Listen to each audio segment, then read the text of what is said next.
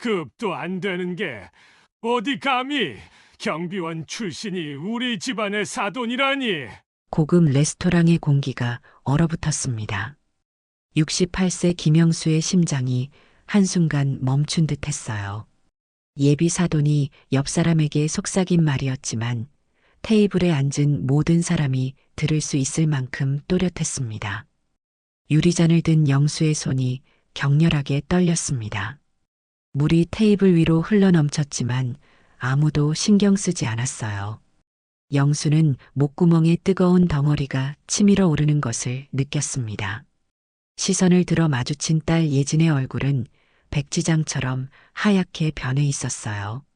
아버지. 예진의 작은 속삭임이 들렸지만 영수는 고개를 숙인 채 애써 침착함을 유지했습니다.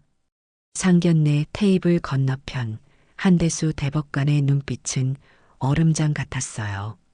그의 완벽한 수트, 값비싼 시계, 한치의 흐트러짐도 없는 자세는 영수와 자신이 완전히 다른 세계에 살고 있음을 드러내려는 듯 했습니다.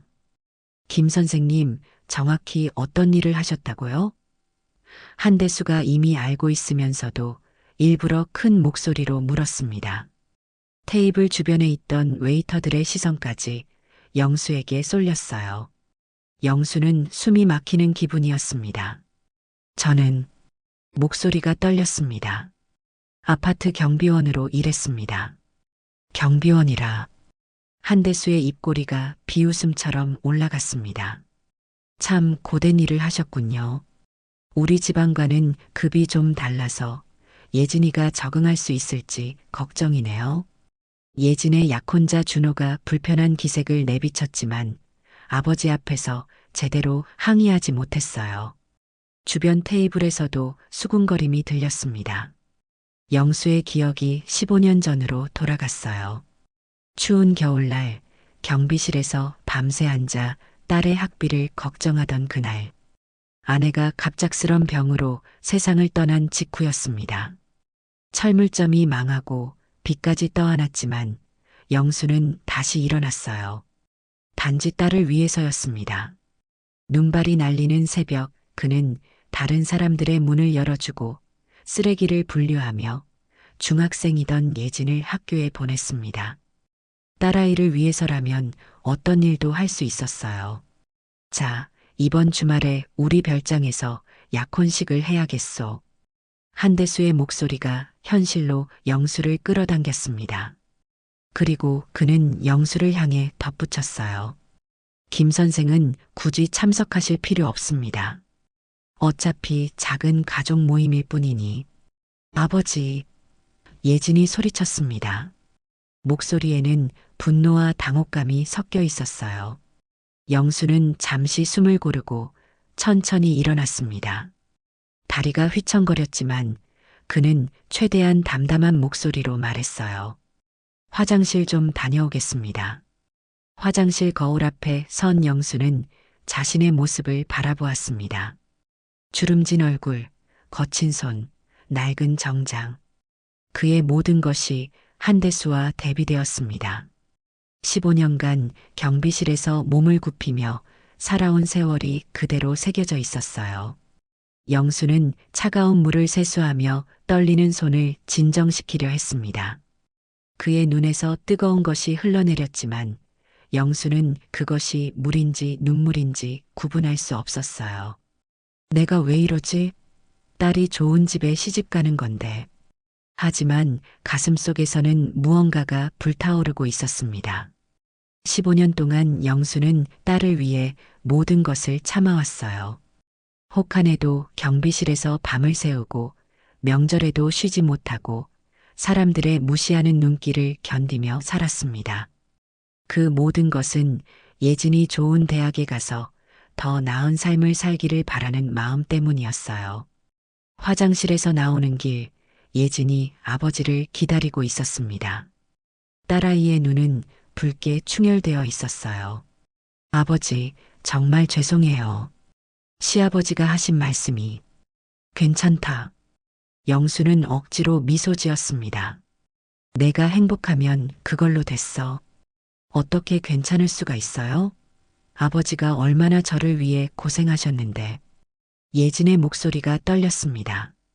얘야, 세상이 원래 그런 거야.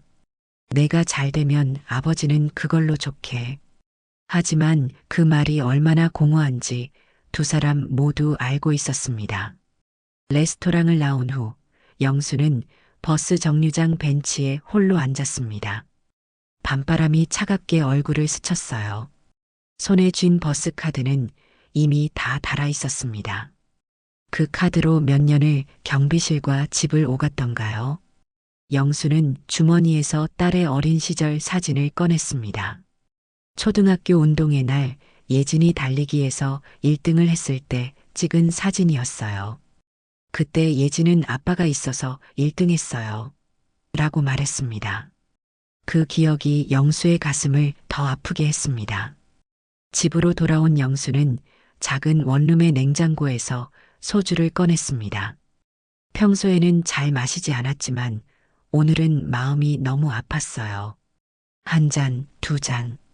술이 목구멍을 타고 내려갈 때마다 한대수의 얼굴과 그 모욕적인 말이 떠올랐습니다. 급도 안 되는 게 어디 감히? 영수는 주먹을 꽉 쥐었습니다. 소주잔이 떨리며 테이블 위에 술이 쏟아졌어요. 문득 그의 시선이 벽에 걸린 액자에 머물렀습니다. 경비원 생활을 시작하던 첫날, 예진이 아버지를 위해 그린 그림이었습니다. 세상에서 가장 멋진 아빠라고 쓰여 있었어요. 전화벨이 울렸습니다. 예진이었습니다. 아버지, 괜찮으세요? 오늘 정말 죄송해요. 괜찮다니까. 내 딸이 좋은 집에 시집 가는데 그것보다 더 좋은 일이 어딨겠니? 그러나 영수의 목소리는 떨리고 있었습니다. 전화를 끊고 난 후 그는 소주병을 비우며 경비실에서의 기억을 떠올렸어요. 영수는 맥없이 소주잔을 기울였습니다. 텔레비전에서는 법조계 소식을 전하는 뉴스가 흘러나오고 있었어요. 화면 속 법원 계단을 오르내리는 검은 법복의 모습들이 영수의 시선을 붙잡았습니다. 판사, 대법관, 영수는 쓰게 웃었습니다. 오늘 자신을 무시했던 한대수 대법관의 모습이 겹쳐 보였어요. 그때 문득 오래된 기억 하나가 물밀듯이 밀려왔습니다. 추운 겨울밤 경비실 구석에서 혼자 공부하던 학생이 있었어요. 법학과를 목표로 밤새 문제집을 풀던 그 아이. 영수는 그 학생에게 따뜻한 보리차를 건넸었지요. 아저씨, 정말 감사합니다. 학생의 목소리가 기억 속에서 생생하게 들려왔습니다. 공부 열심히 하는 모습이 보기 좋구나. 꿈이 뭐니? 저는 판사가 되고 싶어요. 억울한 사람들을 도와주는 판사요. 영수는 술잔을 내려놓았습니다. 이상하게도 그 기억이 오늘 받은 상처를 더 아프게 만들었어요. 누군가는 판사가 되어 사람들을 도우려 했고 또 다른 누군가는 판사라는 지위로 사람을 짓밟고 있었으니까요. 그 아이는 지금 어떻게 지내고 있을까? 정말 판사가 되었을까? 영수는 그날 밤 이상하게 마음이 복잡했어요. 딸의 결혼을 기뻐해야 하는데 가슴 한구석이 무겁게 내려앉았습니다. 소주 한 병을 다 비우고 침대에 누웠을 때 영수의 머릿속에는 한 가지 생각만 맴돌았어요. 경비원 딸이라고, 급이 다르다고. 그의 눈에서 뜨거운 눈물이 흘러내렸습니다. 상견례 이후 예진은 매일 아버지에게 전화를 걸었습니다. 영수는 딸의 걱정을 덜어주려 애쓰며 밝은 목소리로 대답했지만 내면의 상처는 깊어져만 갔어요. 아버지, 오늘 어떻게 지내셨어요? 그럼 잘 지냈지. 텔레비전도 보고 옛 동료들과 잠깐 만났다가 왔어. 모두 거짓말이었습니다. 영수는 하루 종일 원룸에 혼자 앉아 창밖만 바라보았어요. 경비원으로 일했던 세월이 그에게 남긴 건 구부정한 허리와 퇴행성 관절염뿐이었지요. 쉽게 잠들 수 없는 밤이 이어졌습니다. 일주일 후 영수는 예진과 함께 간단한 식사 자리를 가졌어요. 딸의 얼굴에서 행복감이 묻어났지만 동시에 어딘가 불안해 보이는 기색도 역력했습니다. 아버지, 한 가지 말씀드릴 게 있어요. 영수는 딸의 목소리에서 무언가를 직감했습니다. 천천히 수저를 내려놓고 딸의 눈을 바라봤어요. 시아버님께서 결혼 준비 과정에 아버지가 많이 참여하지 않으시면 좋겠다고 하셨어요. 영수의 가슴에 단단한 돌덩이가 내려앉는 느낌이었습니다. 왜 그러시는데? 잘 모르겠어요. 집안 체면 때문에 그러신다고. 예진의 목소리가 떨렸습니다. 아버지, 제가 확실히 말할게요. 저는 싫어요. 하지만 준호도 아버지 의견에 따르는 거냐? 예진은 잠시 머뭇거리다 깊은 한숨을 내쉬었습니다. 준호는 정말 많이 노력했어요. 아버지 앞에서 여러 번 저를 변호했고 격렬하게 다투기도 했대요. 하지만 한 판사님은 예진의 눈에 눈물이 고였습니다. 한 판사님은 준호에게 내가 법대에 갈 수 있었던 건 판사 집안의 후광 때문이라며 모든 걸 끊어버리겠다고 협박하셨대요. 준호는 이제 막 사법연수원을 마치고 판사 임용을 앞두고 있는데 아버지의 영향력이 워낙 커서 영수는 상황을 이해했습니다. 법조계에서 한대수의 영향력은 절대적이었고 아들의 미래를 좌우할 수 있는 위치였습니다. 준호가 저한테 울면서 사과했어요. 지금은 어쩔 수 없지만 나중에 내가 자리를 잡으면 꼭 바로잡겠다고요. 영수는 공허한 미소를 지었습니다. 그래, 이해한다. 아버지는 신경 쓰지 마라. 준호도 어려운 상황이니까. 어떻게 신경 안 써요? 이건 너무 불공평해요. 예진의 눈에 눈물이 고였습니다. 아버지, 왜 그냥 참으세요? 왜 항상 참기만 하세요? 아버지도 화내실 권리가 있잖아요. 영수는 딸의 손을 꼭 잡았습니다. 세대 간의 깊은 골이 느껴졌어요. 그의 세대는 참는 것이 미덕이었지만 예진의 세대는 그렇지 않았습니다. 얘야, 아버지 세대는 그렇게 살아왔단다. 참고 견디며 자식을 위해 사는 게 우리 세대의 삶이었어. 하지만 그건 불공평해요. 아버지도 자존심이 있으시잖아요. 영수는 깊은 한숨을 내쉬었습니다. 내 자존심보다 내 행복이 더 중요하단다. 그날 밤 영수는 혼자 남은 식탁에서 오랫동안 생각에 잠겼습니다. 예진의 말이 머릿속을 떠나지 않았어요. 왜 항상 참기만 하세요? 정말 그랬습니다. 평생 참기만 했어요. 아내가 병석에 누웠을 때도, 철물점이 망했을 때도, 경비원으로 일하며 무시당할 때도 항상 묵묵히 참고 견뎠습니다. 그것이 가장으로서의 도리라고 생각했으니까요. 침대에 누워 방 한구석에 놓인 작은 서랍장을 바라보았습니다. 그 안에는 영수가 오랫동안 간직해온 물건이 있었어요. 딸 예진의 중학교 졸업식 날 그녀가 손수 만들어준 넥타이 핀. 세상에서 가장 자랑스러운 아빠라는 글자가 작게 새겨져 있었습니다. 영수는 그 넥타이 핀을 단 적이 없었어요. 너무 소중해서 항상 서랍 안에 간직해 두었지요. 다음 날 아침 예상치 못한 전화가 걸려왔습니다. 한대수였어요. 김 선생님, 식사 한번 하시죠. 결혼 관련해서 할 말이 있습니다. 영수는 그 자리에 가고 싶지 않았지만 딸을 위해 결국 약속에 응했습니다. 한강 근처 고급 레스토랑 한대수는 창가 자리에 앉아 와인을 마시고 있었어요. 영수가 다가가자 그는 가볍게 고개만 끄덕였습니다. 앉으세요. 영수는 자리에 앉았습니다. 그의 낡은 정장이 이 고급스러운 공간에서 얼마나 어울리지 않는지 잘 알고 있었어요. 김 선생님, 솔직히 말씀드리겠습니다. 한대수는 와인 잔을 천천히 돌리며 말했습니다. 원래 저는 이 결혼에 절대 반대했습니다. 한대수의 표정이 일그러졌습니다.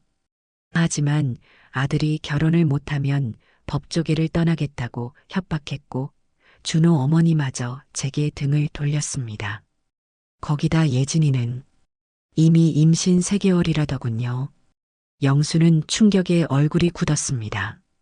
예진이가 아버지에게 그런 사실을 말하지 못했다는 것이 더 아팠습니다. 물론 저희 집안의 위신을 생각하면 이 사실이 알려져서는 안 됩니다. 그래서 어쩔 수 없이 결혼은 허락했습니다. 하지만 우리 집안과 선생님 같은 분의 집안이 섞이는 것은 본래 받아들이기 어려운 일입니다. 영수는 말없이 그를 바라보았습니다. 한대수는 계속 이어갔어요. 하지만 아들이 예진이를 무척 좋아하니 어쩔 수 없이 결혼을 허락했습니다. 다만 한 가지 조건이 있습니다. 조건이요? 결혼식에 오지 마십시오. 영수의 심장이 멈춘 듯 했습니다. 세상이 갑자기 정지한 것 같았어요. 딸 결혼식에 오지 말라고요? 한대수는 냉정하게 말을 이었습니다. 정확히 말하면 식장에는 오셔도 좋지만 하객으로만 참석하시고 아버지로서의 역할은 하지 마시라는 겁니다. 신부 입장할 때 함께 걷지 마시고 축사도 하지 마십시오. 영수의 손이 테이블 밑에서 떨리기 시작했습니다. 온몸에 피가 거꾸로 솟는 듯 했어요. 그게 어떻게 가능한 일입니까? 영수의 목소리가 갈라졌습니다. 가능하고 말고요. 우리 집안 체면을 생각하면 당연한 요구입니다. 사람들 앞에서 경비원이 신부 아버지라고 나서면 우리 가문의 위신이 얼마나 떨어지겠습니까? 한대수의 말 한마디마다 영수의 가슴에 칼이 꽂히는 듯 했습니다. 하지만 그는 여전히 예진의 행복을 생각했어요. 그게 예진이도 알고 있습니까? 아직 말하지 않았습니다. 선생님께서 딸에게 적당한 구실을 만들어 설명해 주시면 좋겠군요. 영수는 천천히 자리에서 일어났습니다. 다리가 후들거렸지만 최대한 담담하게 말했어요. 한 판사님, 제가 평생 경비원으로 살았습니다. 사람들의 무시와 경멸 속에서도 딸 하나 키우려고 꿋꿋이 살았지요. 하지만 영수의 목소리가 점점 강해졌습니다. 하지만 내 딸의 결혼식에서 아버지 노릇조차 할 수 없다면 그건 사람이 사람 대접을 안 받는 겁니다. 한대수는 차갑게 웃었습니다. 김 선생님, 현실을 받아들이세요. 당신은 경비원이고 우리는 법조계 명문가입니다. 차이가 있는 겁니다. 사람에게 차이가 어디 있습니까? 세상이 그렇습니다. 현실을 보십시오. 영수는 더 이상 참을 수 없었습니다. 평생 참아왔지만 이건 너무했어요. 판사님, 제가 평생 참고 살았지만 이건 너무합니다. 너무하다고요? 내가 볼 때는 오히려 관대한 제안이에요. 예진이의 미래를 생각한다면 받아들여야 할 겁니다. 영수는 식당을 나와 한강변을 홀로 걸었습니다. 60년을 넘게 살아온 인생에서 이토록 깊은 모욕을 받은 적은 없었어요. 강물을 바라보며 그는 자신의 삶을 돌아보았습니다. 15년 전 아내가 병석에 누웠을 때 그녀의 손을 잡고 반드시 예진이를 잘 키울게라고 약속했던 기억. 딸의 대학 입학날 자신의 낡은 경비 제복을 입고 멀리서 지켜봤던 순간 그 모든 기억이 한꺼번에 밀려왔습니다. 집으로 돌아온 영수는 오랜만에 서랍장에서 넥타이 핀을 꺼냈습니다. 세상에서 가장 자랑스러운 아빠. 그 말이 이제는 너무 공허하게 느껴졌어요. 소주 한 병을 따르며 영수는 깊은 고민에 잠겼습니다. 정말 딸의 행복을 위해 자신의 모든 자존심을 내려놓아야 하는 건지 아니면 마지막으로라도 인간으로서의 존엄을 지켜야 하는 건지 밤새 영수는 눈을 감지 못했습니다. 창문 너머로 새벽빛이 스며들 무렵 그는 결심을 굳혔어요. 딸에게 전화를 걸 것인지 아니면 한대수의 요구를 받아들일 것인지 그 결정의 무게가 그의 어깨를 짓눌렀습니다. 전화기를 들었다 내려놓기를 수차례 반복하던 영수는 결국 예진에게 문자 한 통을 보냈어요. 아버지가 몸이 좀 안 좋구나. 걱정하지 마라. 내 일에 집중해. 딸에게조차 진실을 말할 수 없는 자신이 비참하게 느껴졌습니다. 스스로에게 물었어요. 나는 정말 아버지 자격이 없는 걸까? 예진의 결혼식이 일주일 앞으로 다가왔습니다. 영수는 한대수의 요구를 받아들이기로 결심했어요. 이제 그는 딸에게 어떤 핑계를 대야 할지 고민하고 있었습니다. 몸이 아프다고 할까? 아니면 갑자기 여행을 간다고 할까? 거울 속에 자신을 바라보며 영수는 쓴웃음을 지었어요. 평생 정직하게 살아왔는데 이제 와서 딸에게조차 거짓말을 해야 한다니. 전화벨이 울렸습니다. 예진이었어요. 아버지, 드디어 결혼식 일주일 전이네요. 아버지가 저를 입장시켜 주실 거잖아요. 영수의 목구멍이 메어왔습니다. 무슨 말을 해야 할지 알 수 없었어요. 그게, 아버지, 무슨 일 있으세요? 목소리가 이상해요. 영수는 깊게 숨을 들이마셨습니다. 예진아, 아버지가 그날 널 입장시켜주기 어려울 것 같구나. 네, 무슨 말씀이세요? 어떻게? 아버지가 몸이 좀 안 좋아서.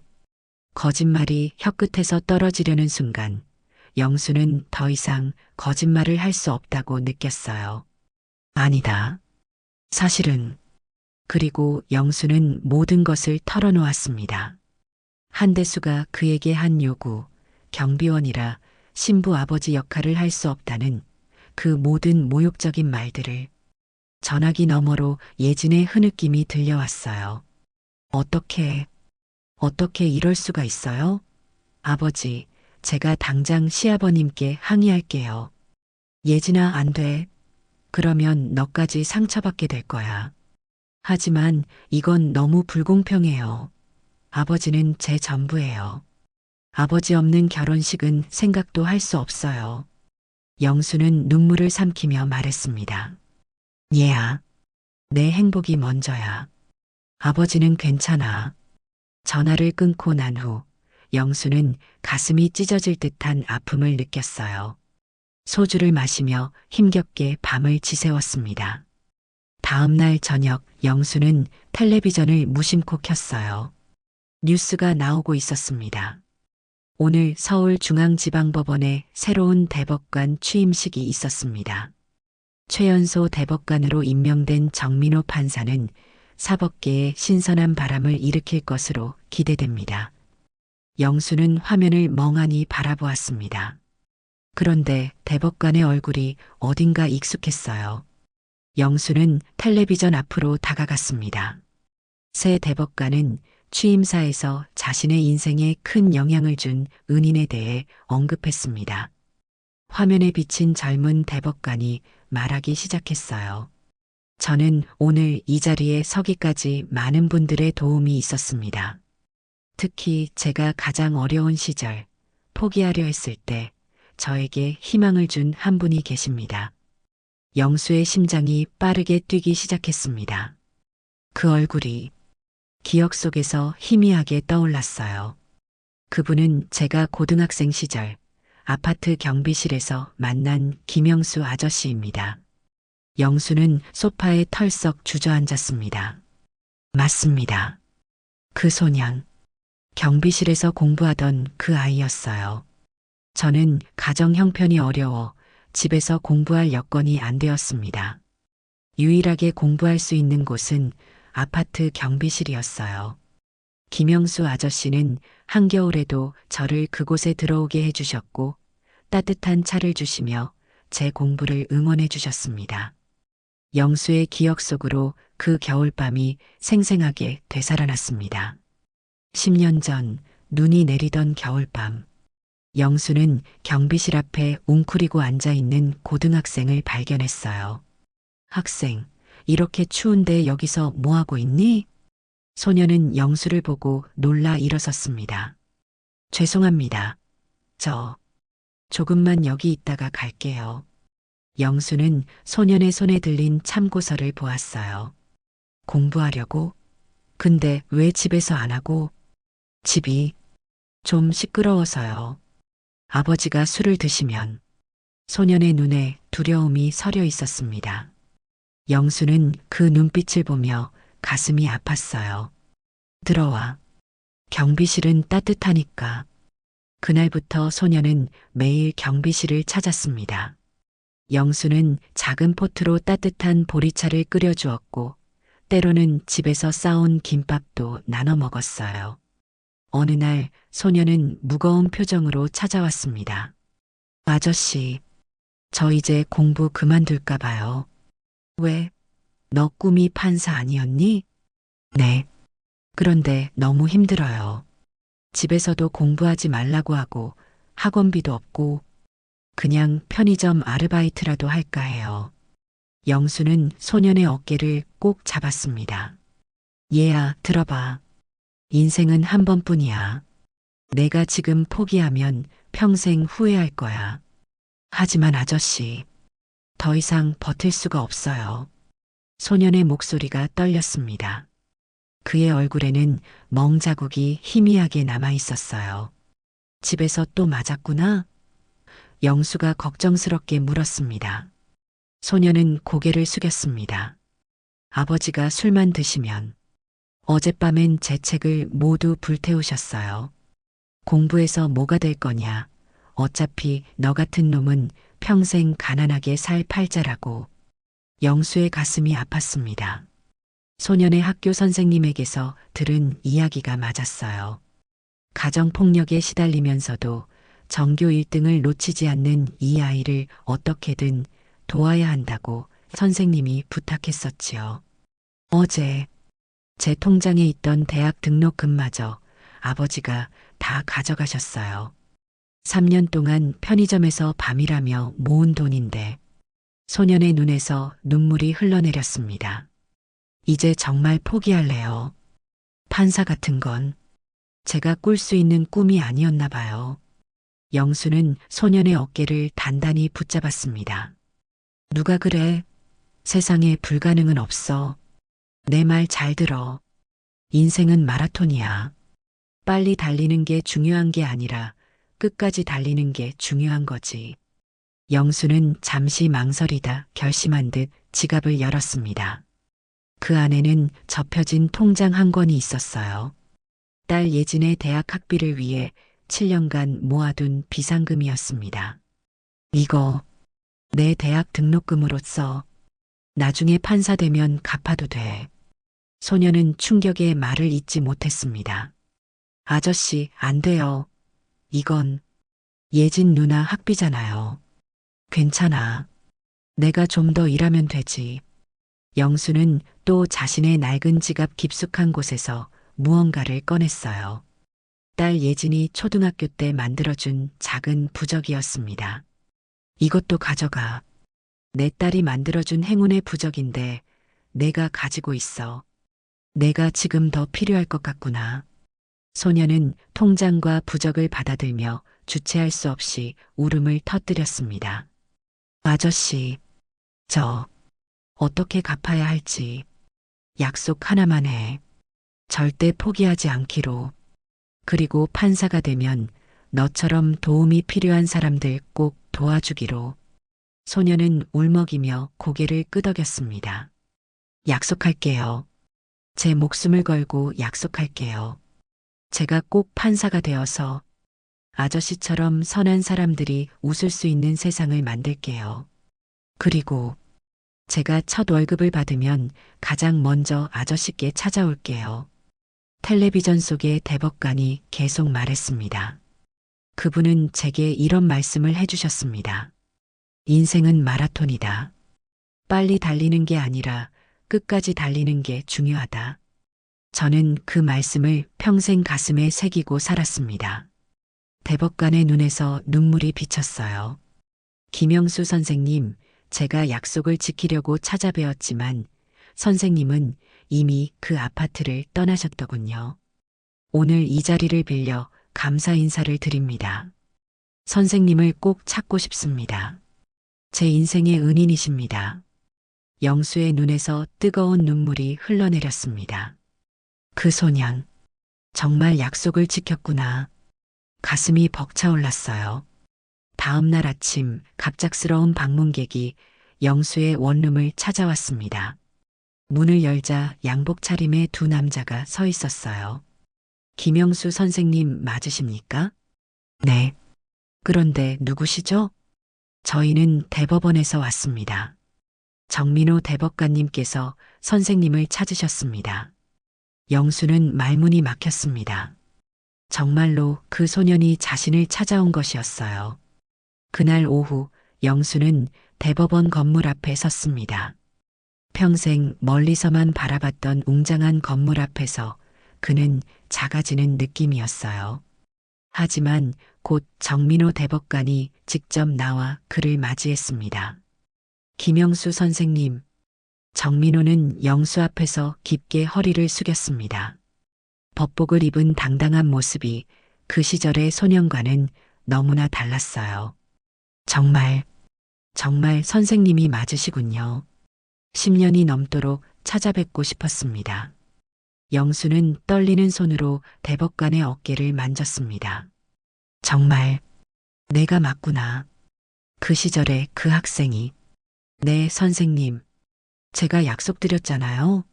판사가 되면 꼭 찾아뵙겠다고. 영수와 정민호는 대법관 집무실에서 오랜 시간 이야기를 나눴습니다. 지난 세월의 이야기, 서로의 근황, 그리고 선생님, 제가 들었습니다. 따님 결혼식에 관한 일을. 영수는 놀라서 정민호를 바라보았어요. 어떻게? 세상이 좁습니다. 한대수 판사님은 제 스승이기도 하셨어요.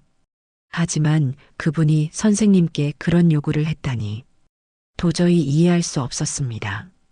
정민호의 얼굴이 분노로 일그러졌습니다. 선생님, 제가 그 결혼식에 함께 가겠습니다.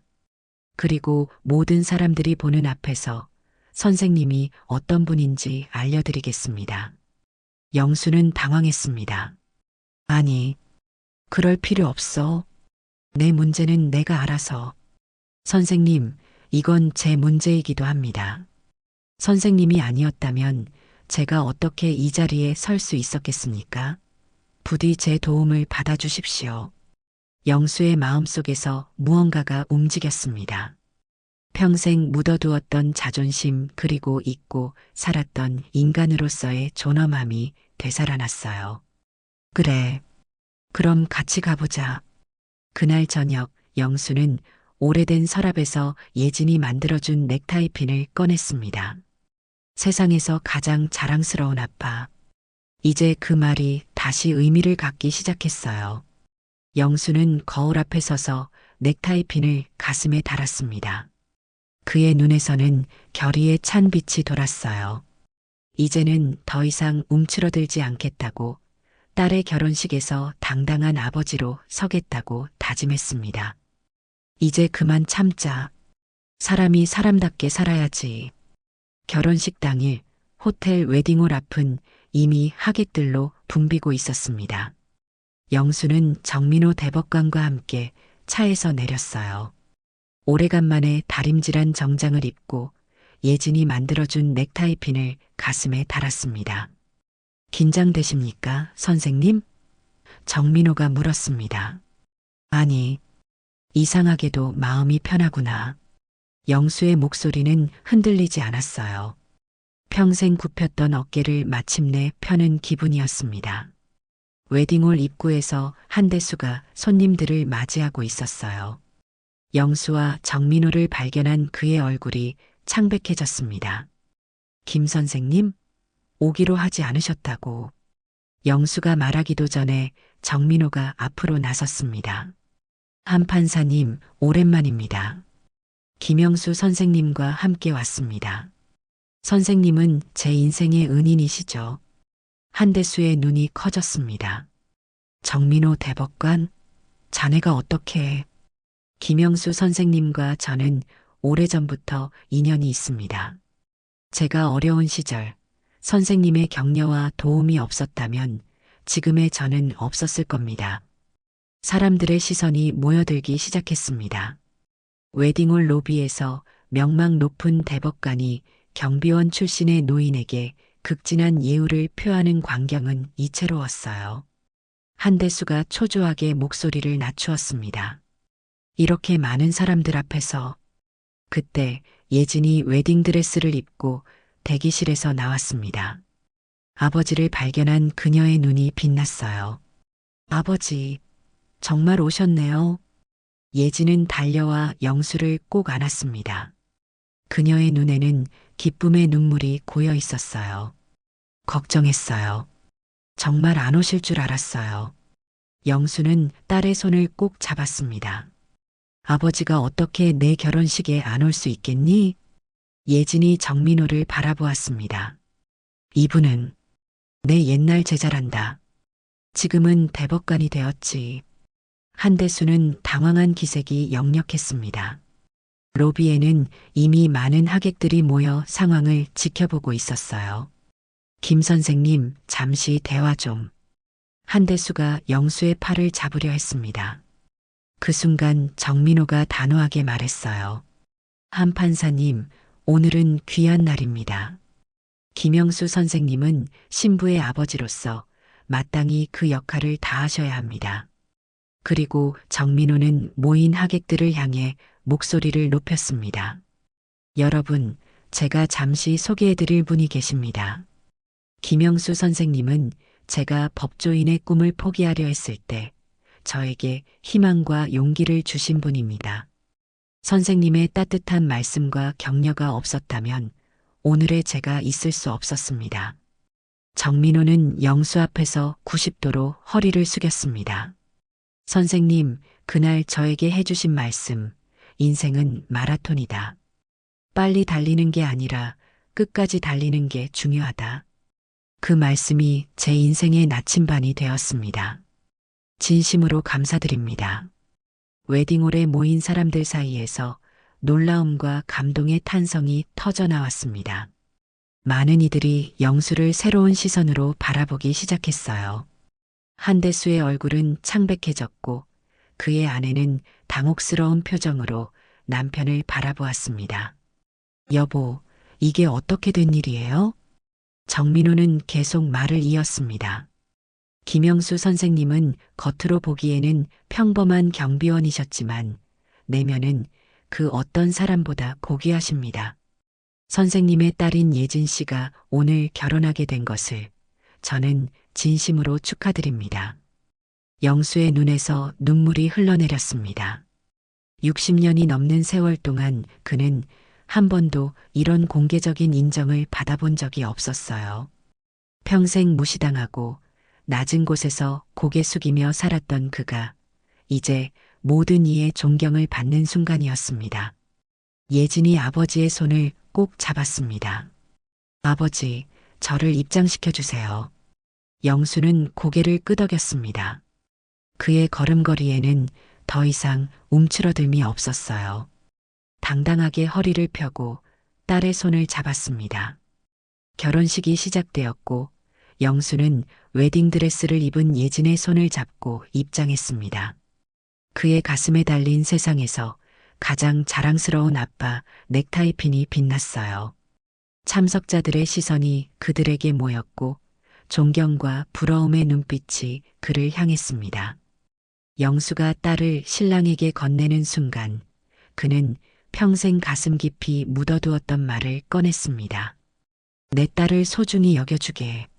내 인생의 가장 큰 자랑이니. 결혼식을 마치고 축하 연회가 시작되었습니다. 구석에서 영수는 홀로 차를 마시고 있었어요. 그때 사람들의 시선이 한쪽으로 쏠렸습니다. 정민호 대법관이 여러 법조계 인사들과 대화하고 있었어요. 요즘 젊은 대법관님의 판결은 정의롭기로 유명하죠. 판사님 덕분에 억울한 사람들이 많이 구제받고 있습니다. 정민호는 겸손하게 고개를 저었습니다. 저는 그저 김영수 선생님께서 가르쳐 주신 대로 살아가려 할 뿐입니다. 그리고 그는 영수가 있는 방향을 가리키며 말했습니다. 저분이 제 인생의 스승이십니다. 선생님이 아니었다면 저는 지금 여기 없었을 겁니다. 선생님은 제게 단순히 격려만 해주신 게 아니라 당신 딸의 대학 학비까지 저에게 주셨습니다. 사람들의 놀란 시선이 영수에게 쏠렸습니다. 한대수의 표정이 창백해졌어요. 어떻게, 그게 사실입니까? 한 변호사가 물었습니다. 네. 선생님은 제가 절망에 빠졌을 때 당신의 전 재산이나 다름없는 딸의 학비를 선뜻 내어주셨습니다. 그리고 한 번도 그 사실을 입 밖에 내지 않으셨죠. 정민호는 고개를 숙여 눈물을 닦았습니다. 김 선생님은 그런 분입니다. 겉으로는 경비원이었지만 그 누구보다 고귀한 영혼을 가지신 분이죠. 한대수는 그 자리에서 천천히 뒷걸음쳤습니다. 그의 얼굴에는 충격과 부끄러움이 가득했어요. 아내가 다가와 그의 팔을 잡았습니다. 여보, 괜찮아요? 내가 어떤 짓을 한 거지? 한대수의 목소리가 떨렸습니다. 나는 그분을 얼마나 모욕했던가. 한참 후 대부분의 하객들이 떠난 시간. 한대수는 용기를 내어 영수에게 다가왔습니다. 그의 얼굴은 더 이상 오만하지 않았고 눈가에는 붉은 기운이 돌았어요. 김 선생님. 그의 목소리는 평소의 당당함이 사라져 있었습니다. 정말 죄송합니다. 제가 큰 잘못을 저질렀습니다. 영수는 담담하게 바라보았습니다. 한 판사님, 사람은 누구나 실수를 합니다. 하지만 중요한 건 그 실수를 인정하고 배우는 것이지요. 저는 직업과 지위만으로 사람을 판단했습니다. 그건 정말 어리석은 일이었습니다. 한대수는 깊이 고개를 숙였습니다. 그는 더 이상 거만한 대법관이 아니었어요.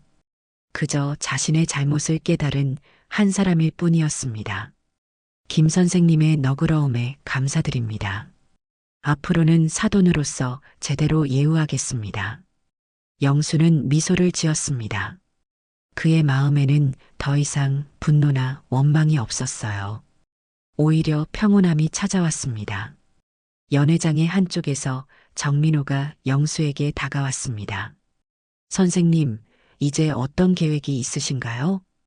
영수는 창밖을 바라보며 말했어요. 글쎄, 정확히는 모르겠구나. 하지만 더 이상 내 자신을 숨기지는 않을 거야. 제안이 있습니다. 이번에 법대생들을 위한 외부 강사 수업이 있습니다.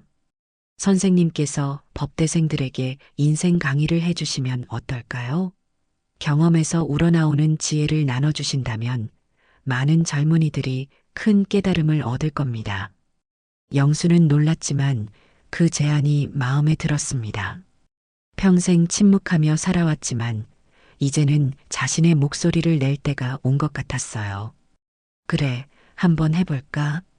내가 할 수 있는 이야기가 있다면. 정민호는 환하게 웃었습니다. 선생님의 이야기는 많은 사람들에게 희망이 될 겁니다. 결혼식이 끝나고 영수는 집으로 돌아오는 길에 한강변을 혼자 걸었습니다. 저녁 노을이 강물 위에 황금빛으로 물들고 있었어요. 그는 60년이 넘는 자신의 인생을 돌아보았습니다. 철물점을 운영하던 시절, 아내를 잃은 슬픔, 딸을 혼자 키우며 경비원으로 일했던 고단한 나날들. 하지만 그 모든 시간이 헛되지 않았다는 것을 이제야 깨달았습니다. 자신이 알지 못하는 사이에 그는 한 젊은이의 인생을 바꾸어 놓았고 그것이 오늘의 기적을 만들어냈으니까요. 원룸으로 돌아온 영수는 책상 위에 놓인 낡은 액자를 들었습니다. 그 안에는 어린 예진이 그린 아버지의 얼굴이 있었어요. 그림 아래에는 서툰 글씨로 세상에서 가장 멋진 아빠라고 쓰여 있었습니다. 영수는 그 액자를 가슴에 안았습니다. 따뜻한 눈물이 그의 뺨을 타고 흘러내렸어요. 하지만 이번에는 슬픔의 눈물이 아니었습니다. 그것은 자신의 존재 가치를 마침내 확인한 깊은 감사와 깨달음의 눈물이었습니다. 창밖으로 별이 빛나기 시작했습니다. 영수는 창문을 열고 깊게 숨을 들이마셨어요. 그의 어깨는 더 이상 구부정하지 않았고 눈빛은 맑고 당당했습니다. 사람이 사람답게 사는 건 직업이나 재산이 아니라 서로에게 베푸는 따뜻함이었구나. 영수의 입가에 잔잔한 미소가 번졌습니다. 그는 이제 알았습니다. 자신의 인생이 결코 초라하지 않았다는 것을. 그는 언제나 딸에게 자랑스러운 아버지였고 한 젊은이에게는 인생의 나침반이었으며 오늘부터는 스스로에게도 자랑스러운 사람이 되었다는 것을. 급도 안 되는 게 어디 감히. 그날 상견례에서 들었던 그 모욕적인 말이 이제는 바람처럼 지나갔습니다. 대신 영수의 마음에는 깊은 평화와 단단한 자존감이 자리 잡았어요. 그날 밤 영수는 오랜만에 편안한 잠에 들었습니다. 꿈속에서 아내가 그에게 미소 지으며 말했어요. 당신은 항상 멋진 사람이었어요. 그리고 앞으로도 그럴 거예요. 영수는 꿈속에서도 미소를 지었습니다. 그렇습니다. 그는 이제 알았습니다. 진정한 품격은 직업이나 지위에서 오는 것이 아니라 자신이 살아온 방식과 타인에게 베푼 따뜻함에서 온다는 것을. 급도 안 되는 게 어디 감히. 그 말은 더 이상 그를 아프게 하지 못했습니다. 오히려 그 말이 그를 진정한 자유로 이끌어 주었으니까요. 평생을 겸손과 침묵 속에 살았던 그가 마침내 자신의 존엄을 되찾은 순간이었습니다. 오늘 이야기 어떻게 보셨나요? 마음에 드셨다면 좋아요와 구독 부탁드릴게요. 여러분의 댓글 하나하나가 큰 힘이 됩니다.